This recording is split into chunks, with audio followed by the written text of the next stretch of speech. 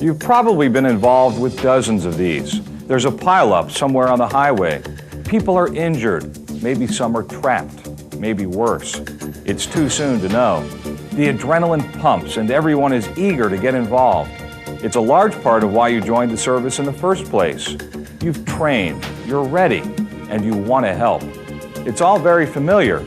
Problem is, it doesn't always wind up with a happy ending, with someone patting everybody on the back saying, "Good job."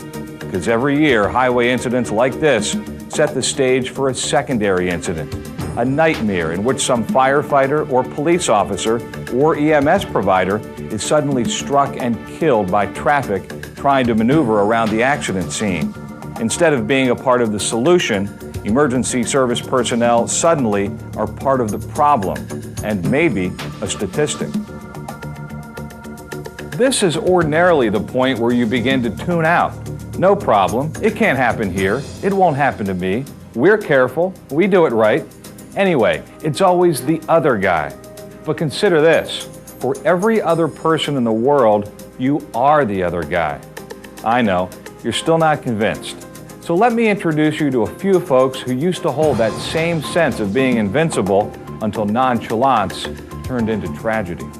The story, as I've told it many times, involved a routine accident response on a rainy afternoon where there was a fairly significant downpour that came through the area. And as a result, a car had spun off the turnpike going in the westbound lanes. And a passerby had called 911 and reported that there had been an accident on the Pennsylvania Turnpike just west of the Downingtown interchange. Lady she had spun out in the water, down over a ravine, or in a little ditch, apparently broke her ankle. It was raining, so I didn't even get out of the truck. I sat in my truck, and there was a guy with me. He went over, verified the information, and then I radioed, giving the ambulance and stuff instructions what to do. 10 minutes after they arrived on the scene, there was some dialogue on the radio, communications back and forth between the assistant chief, telling the rescue truck to proceed in and assist the ambulance and EMS with loading the patient in the back of the ambulance. As we were putting her in the back of the truck, the fire company was assisting us lifting the litter into the truck. Next thing I remember is hearing a tractor trailer, which I found out later, that was sliding across the traffic lanes of the turnpike. I turned over my shoulder, and all I can remember is seeing a very large white truck coming at us. I knew the truck was going to hit me, and I knew there was nothing I could do except try to get out of the driver's seat and get as far away as I could.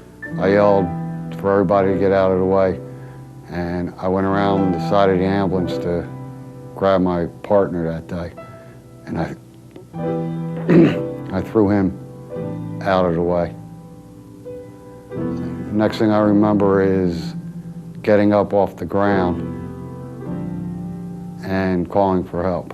I heard over the radio the driver of the ambulance of EMS say that there was an accident and that he needed additional rescue and EMS personnel. They knew that when I yelled across the radio that, things went sour real quick, and they came from all ends of the county.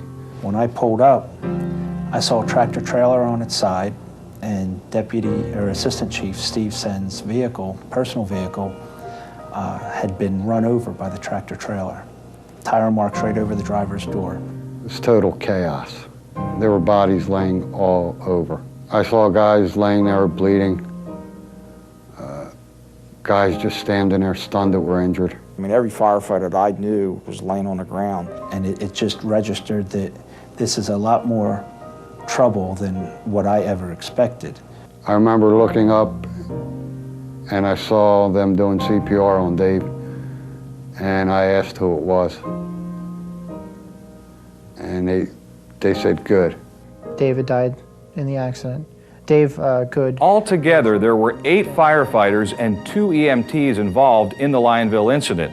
1 fatality, 9 serious injuries, a wife was left a widow, the children were left without a father. And none of the people who knew and loved Dave Good will ever be quite the same again.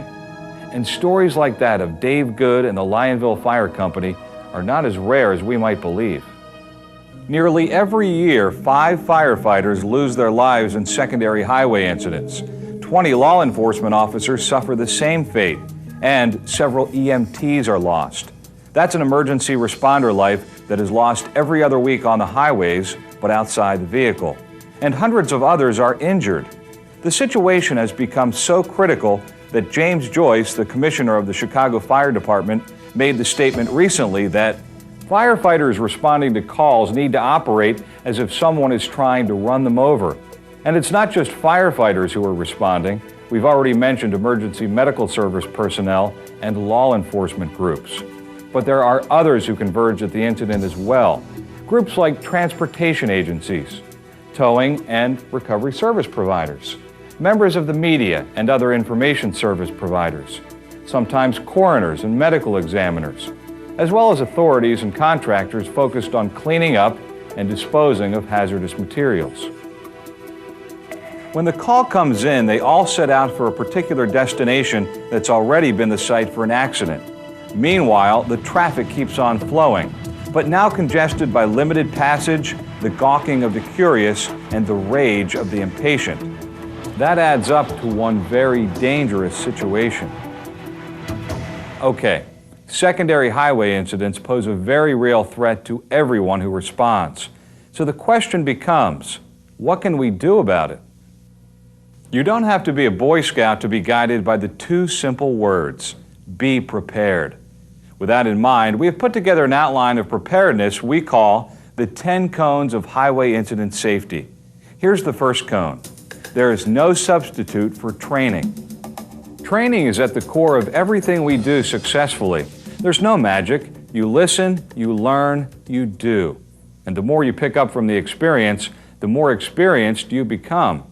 Earlier, we heard from Jack Sullivan. Jack is the Director of Training for the Emergency Responder Safety Institute and is known around the country for his work in identifying best practices in highway incident management.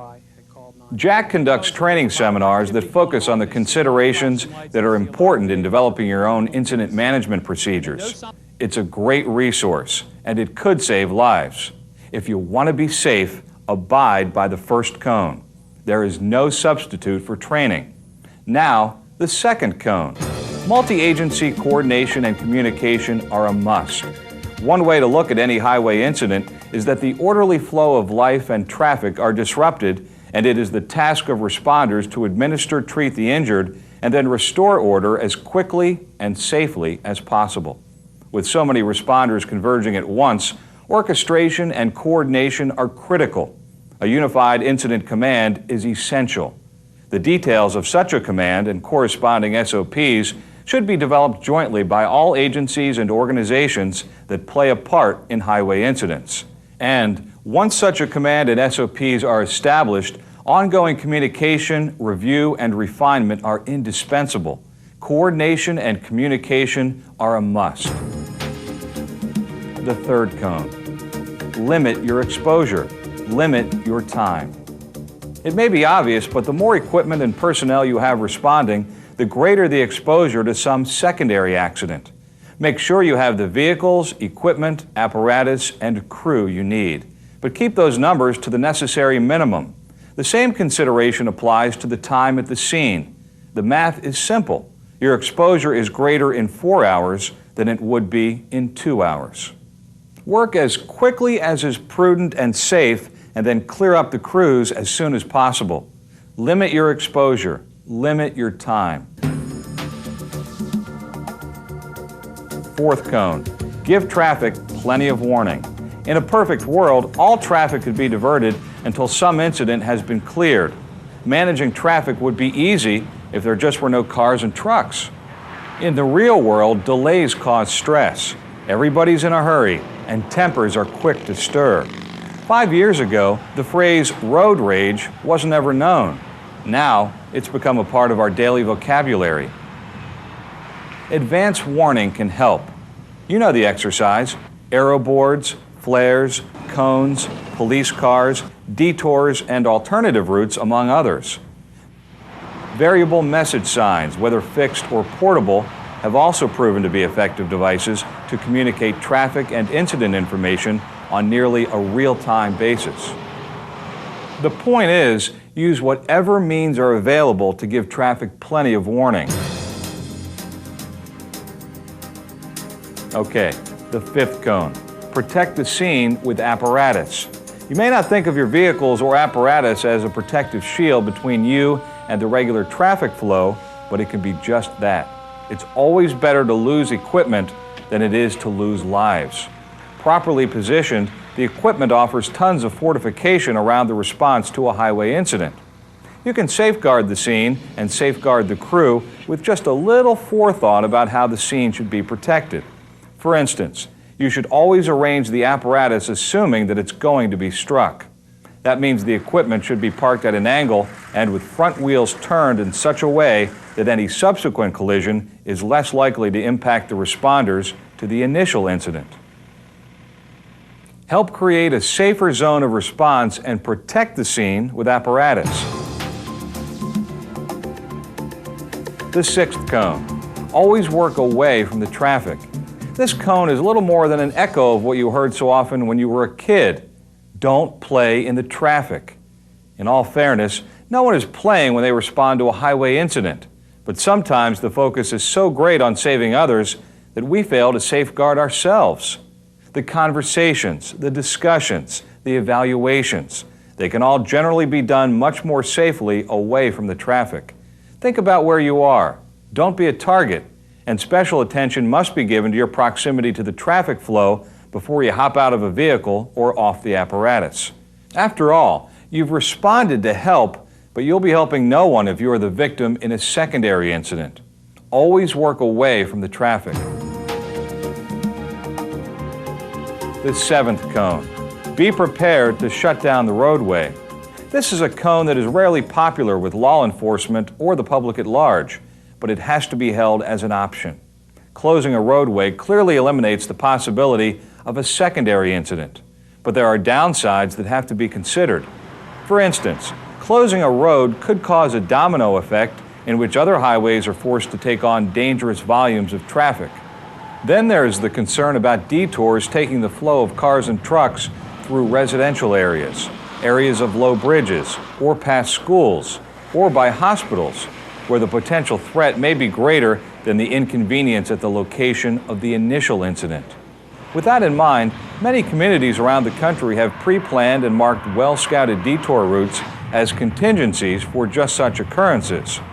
Anticipate the possibilities and be prepared to shut down the roadway. The eighth cone.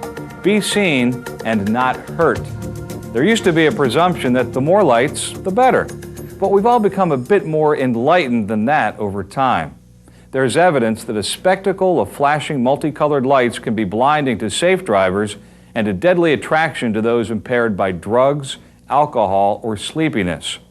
Another problem inherent in an abundance of brightly flashing lights is that it tends to emphasize the location of apparatus and might obscure the presence of emergency responders. The recommended alternative is to reduce the amount of emergency lights with greater prominence given to the use of signboards, arrow boards, arrow sticks, and reflective markings on all apparatus. Two other suggestions. If possible, provide illumination for the entire incident scene and recognize that the presence of police vehicles tends to slow down traffic effectively. Clearly, we all have the same goal, and that is that you be seen and not hurt. That leads very naturally to the ninth cone. Dress for the occasion. You should never be forced to choose among protective, reflective, or comfortable clothing. If your structural gear doesn't offer high visibility, then get reflective and fluorescent vests.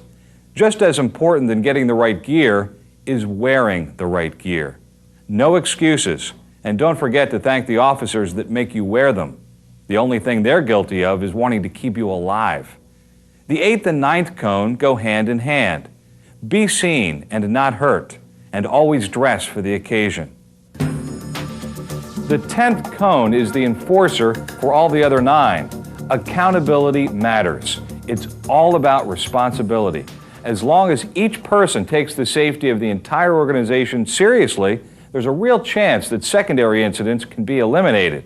Take care of yourself, look out for others, keep your eyes open, and don't do anything dangerous. Consider assigning one individual the role of safety officer to monitor every highway scene.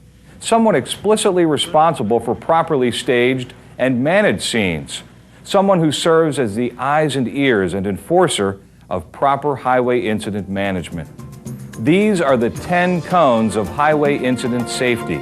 10 cones that can make a difference in preventing injuries and saving lives. I don't think a day goes by where I don't read a story somewhere across the country that a fireman, a cop, EMT, somebody just standing on the side of the road gets hit by a vehicle. We lost a lot of firefighters because of this accident. And it certainly did hurt the fire company. And it scarred all of us for life. I have a picture of my 2 boys hanging by my gear now in the company I run with now. And every time I grab my gear on and I make sure I touch their picture one more time. It changed our lives. You know, in some points it ruined our lives. Watch your back, guys. They're there to hit you. Just watch your backs. Watch each other. Don't let it happen to you.